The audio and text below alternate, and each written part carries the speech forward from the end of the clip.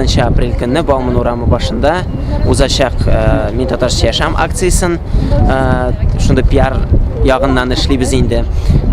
To'xtaymiz shunday o'zakning kishi ko'p yuriy turgan o'rinlarida boshlaymiz Gorki parki bilan, tamomlaymiz ZAGS bilan. Mana tega Qozon formasida bor bit.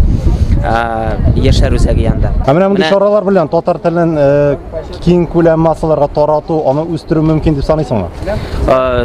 Ul g'umuman bilasizmi, trend topilgan ayberlarni tatarlashtirishga tirishirga kerak.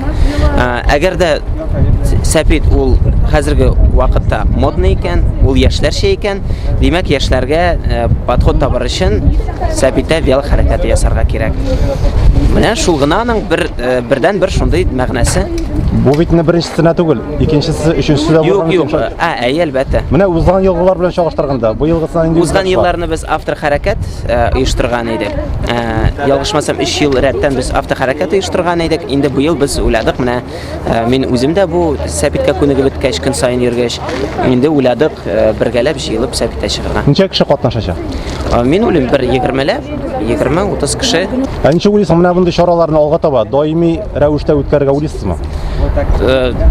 Allah bersa, Xudoy qo'shsa o'tkazamiz. Yilga bir martaba yo'qsa yarti yilga bir martaba? Yo'q, men o'ylayman mumkin sayin yuring. Shunga ko'ra oyga bir balki chiqib kirarmiz, qararmiz.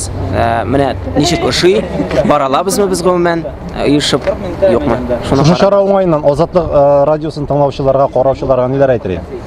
Ozodlik radiosini qarovchilarini chaqiram 26 aprel kuni men Tatarcha yasham aksiyasida Bauman yana soat 2 ga keligiz, kayf oshig'iz, bizning harakatga qo'shiling'iz.